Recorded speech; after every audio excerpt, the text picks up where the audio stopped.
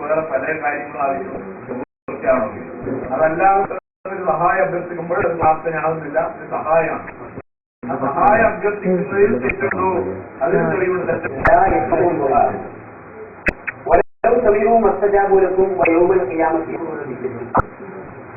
ആയത്ത് ഓടിക്കൊണ്ട് ഞാൻ സംസാരിച്ചപ്പോൾ മറുപടി പറഞ്ഞു, സഹായം ചേർന്ന് പ്രാർത്ഥനയും ഒന്നാണ് തുടങ്ങിയതാണ്. സഹായം ചേർന്നും പ്രാർത്ഥനയും ഒന്നാണെന്ന് പറയുകയും പിന്നീട് തന്നെ വ്യാഖ്യാനിക്കുകയും ചെയ്യും. ഇനി ദുആ എന്നാണ്, പ്രാർത്ഥന എന്നാണ്. പ്രാർത്ഥന എന്ന് പറഞ്ഞാൽ അപേക്ഷ എന്ന അർത്ഥമുണ്ട് എന്ന് പറഞ്ഞു. പ്രാർത്ഥന എന്ന് പറഞ്ഞാൽ അപേക്ഷ എന്ന അർത്ഥമുണ്ടെങ്കിൽ മുഹമ്മദിലേക്ക് എത്തിക്കണേ എന്ന് പ്രാർത്ഥിക്കുന്നത് കേവലം അപേക്ഷയാണ് എന്ന് പറയുന്നുവെങ്കിൽ നമ്മൾ സാധാരണ പല ഓഫീസുകളിലും പല അപേക്ഷയും കൊടുക്കാറുണ്ട്. ഈ അപേക്ഷക്ക് പ്രാർത്ഥന എന്ന് പറയുമോ? നമ്മൾ പല ഓഫീസുകളിലും പല അപേക്ഷയും കൊടുക്കാറുണ്ട്. ഞാൻ ഇന്ന ഓഫീസോട് പ്രാർത്ഥിച്ചു, ഇന്ന ഓഫീസോട് ദുആയിരുന്നു എന്ന് മലയാള ഭാഷ അറിയുന്ന, അറബി ഭാഷ അറിയുന്ന അത് പറയാറില്ല. അത് വസ്തുതാപരമായി തന്നെ മനസ്സിലാക്കാറുണ്ട്. രണ്ടാമത്തത്, റസൂലുള്ളാഹി സ്വല്ലല്ലാഹു അലൈഹി വസല്ലം ബദരീത്തിന്റെ വേളയിൽ നിർവഹിച്ചിരിക്കുന്ന ഒരു പ്രാർത്ഥന ഹദീസിൽ കാണാൻ കഴിയും. അല്ലാഹുമ്മ ഇൻ തുഹ്ലിക ഹാദിഹി ഔസാദ വലൻ തുഖ്ബതകില്ല. അല്ലാഹുവേ, ഈ കൊച്ചു സംഘം ഈ ഭൂമിയിൽ നശിപ്പിക്കപ്പെട്ടാൽ നീ ആരാധിക്കുന്ന ജനവിഭാഗമുണ്ടായിരിക്കില്ല എന്ന ഒരു പ്രാർത്ഥന. ഈ പ്രാർത്ഥന എടുത്തു തിരിച്ചുകൂടെ തുറന്നു പറഞ്ഞത്, ഇത് റബ്ബക്കും, നിങ്ങൾ താങ്കളുടെ റബ്ബിനോട് ഇസ്തിഗാസ നടത്തിയിട്ടുള്ള സഹായം ചെയ്തിട്ടുള്ളതാണ്. അവിടെ പ്രാർത്ഥനയെയാണ് സഹായം തേടുക എന്ന് ഖുർആൻ പറയുന്നത്. മാത്രമല്ല, ഞാൻ ഓടി വച്ചിരിക്കുന്ന ആയത്തിന്റെ വിവക്ഷയിൽ തന്നെ മുഫസ്സിറുകളിൽ അവിടെ ദുആഇന് ഇസ്തിഗാസ എന്ന അർത്ഥം കൊടുത്തിട്ടുള്ളത് സഹായം തേടുകയായിരുന്നു. അതുകൊണ്ട് ഇവിടെ സഹായം തേടൽ പെടില്ല എന്നോ അത് കേവലം പ്രാർത്ഥന മാത്രമാണ് എന്നോ പറഞ്ഞ് ഒഴിവാക്കാൻ സാധ്യമല്ല. മറ്റൊന്ന്, ഞാൻ ഒന്നുകൂടി പറഞ്ഞു, അല്ലാഹുമ്മ അൻസുർനാ അലൽ ഖൗമിൽ കാഫിരീൻ എന്ന പ്രാർത്ഥനക്ക് പകരം ഞാൻ ചെയ്ത മുഹൈദീൻ ഉൻസുർനാ അലൽ ഖൗമിൽ കാഫിരീൻ എന്ന് പ്രാർത്ഥിക്കാൻ പറ്റുമോ? അല്ലാഹുമ്മ അൻസുർനാ അലൽ ഖൗമിൽ കാഫിരീൻ, അല്ലാഹുവേ സത്യനിഷേധികളെ ഞങ്ങൾക്ക് നീ സഹായം ചെയ്യണമേ എന്ന് പ്രാർത്ഥിക്കുന്നതിന് പകരം, ഇനി ഇവരുടെ പഞ്ചൽ പറഞ്ഞ അപേക്ഷിക്കുന്നതിന് പകരം, ഇസ്തിഗാസ ചെയ്യുന്നതിന് പകരം ഞാൻ ചെയ്ത മുഹൈദീൻ ഉൻസുർനാ അലൽ ഖൗമിൽ കാഫിരീൻ എന്ന് പ്രാർത്ഥിക്കാൻ പറ്റുമോ?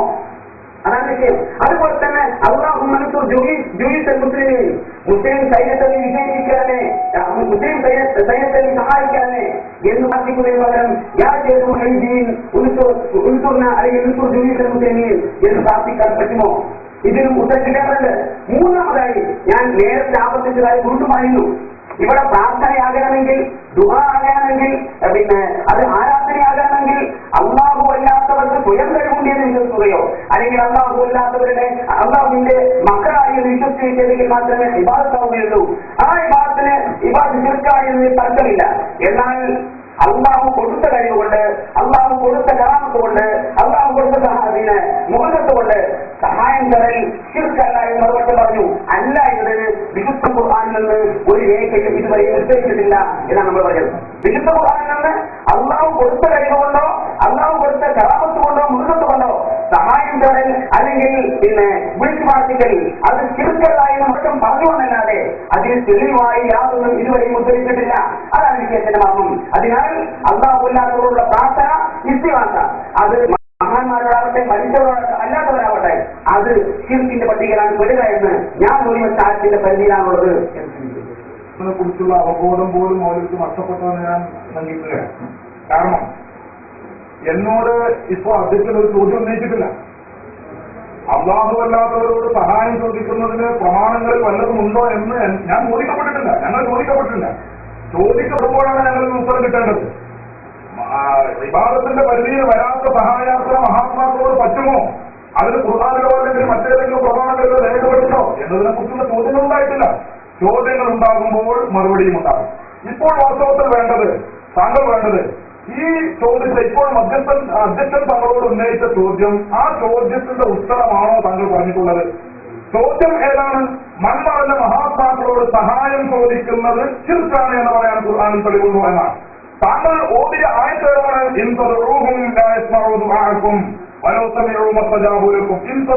എന്ന് പറഞ്ഞാൽ ആരെയാണ്? ഇൻതദഉഹും, അവരെ നിങ്ങൾ വിളിച്ചു പ്രാർത്ഥിച്ചാൽ. ആരെ? അയൽ അസ്ലാമ, ബിംബങ്ങളെ. ബിംബങ്ങളെക്കുറിച്ചാണ്, മുഹ്യിദ്ദീനെ കുറിച്ചല്ല. അല്ലെങ്കിൽ അള്ളാഹുവിന്റെ അടിമകളാണ്, അള്ളാഹുവിന്റെ ഔലിയാക്കളാണ് എന്ന് വിശ്വസിച്ചുകൊണ്ട് മുസ്ലിമീങ്ങൾ നടത്തുന്ന സഹായാസനയെ കുറിച്ച് ഈ ആയത്തിൽ പരാമർശമേ ഇല്ല. ഈ ആയത്തിൽ പരാമർശിക്കുന്നത് മക്കയിലെ മുസ്ലിക്കുകൾ, മക്കയിലെ അതുപോലെ ക്രിസ്ത്യാനികൾ, അതുപോലെ തന്നെ ദൂതന്മാർ, അവരുടെ പ്രവാചകന്മാർ ദൈവങ്ങളാണ് എന്ന് വിശ്വസിച്ചിരുന്നു. മലക്കുകളെ കുറിച്ച് മലക്കുകൾ അല്ലാഹുവിന്റെ പെൺകുട്ടികളാണ് എന്ന് വിശ്വസിച്ചിരുന്നു.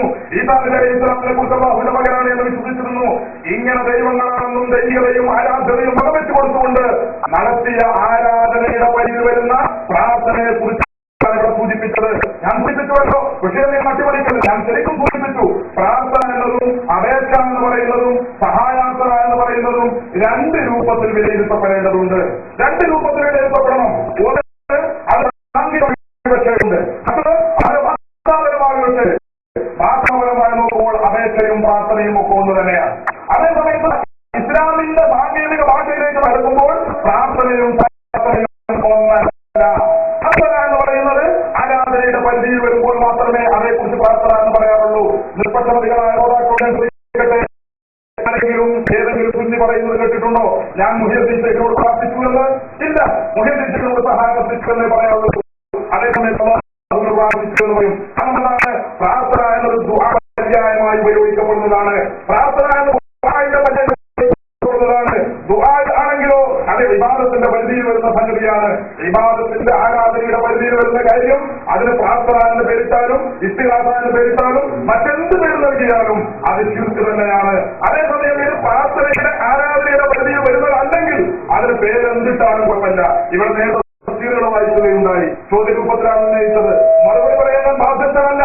എങ്കിലും സദസ്സ് തെറ്റിദ്ധരിക്കുമെന്ന് ഭയപ്പെട്ടതുകൊണ്ട് ഞാൻ സൂചിപ്പിക്കുന്നു. അവിടെ സൂചിപ്പിച്ചിട്ടുള്ള വിശുദ്ധ ഖുർആനിലും അതുപോലെ തന്നെ തഫ്സീറുകളും സൂചിപ്പിച്ചിട്ടുള്ള ഇസ്തിഗാസ ഞാൻ നേരത്തെ പറഞ്ഞ വിശദീകരണത്തിന്റെ ഭാഗമാണ്. നേരത്തെ പറഞ്ഞ വിശദീകരണത്തിൽ പെട്ടെന്നിട്ടുള്ളതാണ്. ഞാൻ നേരത്തെ മറുപടി പറഞ്ഞു കഴിഞ്ഞു. അവിടെ ഇസ്തിഗാസ എന്ന് സൂചിപ്പിക്കുന്നത് ദുആ, ഇബാദത്തിന്റെ പരിധിയിൽ വരുന്ന അർത്ഥനേക്കാൾ അവിടെ ഇസ്തിഗാസ എന്ന് പറഞ്ഞിട്ടുള്ളത് നിങ്ങൾക്ക് മനസ്സിലാകുന്നുണ്ടോ? വിശുദ്ധ ഖുർആനിൽ ഇസ്തിഗാസ എന്നും ദുആ എന്നും അതുപോലെ ഖുർആൻ എന്നും മാറി മാറിയുള്ള പ്രയോഗങ്ങൾ കാണാം. ഈ മാറി മാറിയുള്ള പ്രയോഗങ്ങൾ ചിലത് ഇബാദത്തിന്റെ പരിധിയിൽ വരുന്നതാണ്, ചിലത് വിവാദത്തിന്റെ പരിധിയിൽ വരുന്നതല്ല. വിവാദത്തിന്റെ പരിധിയിൽ വരുന്നത് ഏതാണ്? സ്വയം പര്യാപ്തത ആരോപിച്ചുകൊണ്ട് ദൈവമാണ് എന്ന് വിശ്വസിച്ചുകൊണ്ട് നടത്തുന്ന അർത്ഥന.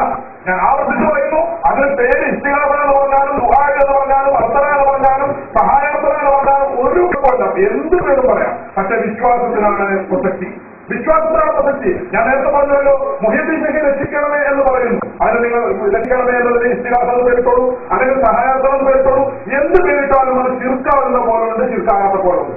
ശിർക്കാകുന്ന രൂപമുണ്ട്, അല്ലാത്ത രൂപമുണ്ട്. ഏതാണത്? മുഹ്യിദ്ദീനെ കുറിച്ച് ദൈവമാണ് എന്ന് വിശ്വസിച്ചുകൊണ്ടാണെങ്കിൽ ശിർക്കാണ്, ദൈവമല്ല എന്ന് വിശ്വസിച്ചുകൊണ്ടല്ലെങ്കിൽ ശിർക്കല്ല. ഇനി അതിന് എന്ത് പേര് നൽകുന്നു? അതിന് ഇസ്ലാം ഒരു പരിഗണനയും നൽകുന്നില്ല. നിങ്ങൾ ഇസ്തിഗാസ എന്ന് വിളിച്ചോളൂ, അല്ലെങ്കിൽ പ്രാർത്ഥന എന്ന് വിളിച്ചോളൂ, ദുആ എന്ന് വിളിച്ചോളൂ, സഹായാർത്ഥന എന്ന് ഏത് പേര് പറഞ്ഞാലും നിങ്ങളുടെ വിശ്വാസത്തിനാണ് ഇസ്ലാമിൽ പ്രാധാന്യം. ഈ വ്യക്തിയെ കുറിച്ച് ദൈവമല്ലാതെ നിങ്ങൾ വിശ്വസിക്കുന്നത് എങ്കിൽ നിങ്ങളുടെ പേര് പറഞ്ഞിട്ട് നിങ്ങൾ ശിർക്ക് തന്നെയാണ്. ഈ വ്യക്തിയെ കുറിച്ച് ദൈവമല്ല, അല്ലാഹുവിന്റെ അടിമയാണ്, വലിയാണ് എന്നാണ് നിങ്ങൾ വിശ്വസിക്കുന്നത് എങ്കിൽ അത് ശിർക്കാവുകയില്ല. ചില ചോദ്യങ്ങൾ അദ്ദേഹത്തിന്റെ വിശദീകരണത്തിൽ ഉണ്ടായിട്ടുണ്ട്. ചോദ്യങ്ങൾ നിന്നോട് ചോദിക്കേണ്ട സമയത്ത് ചോദിക്കുമ്പോൾ ഞാൻ മറുപടി പറയും. ഇപ്പോൾ ഞാൻ മറുപടി പറയും.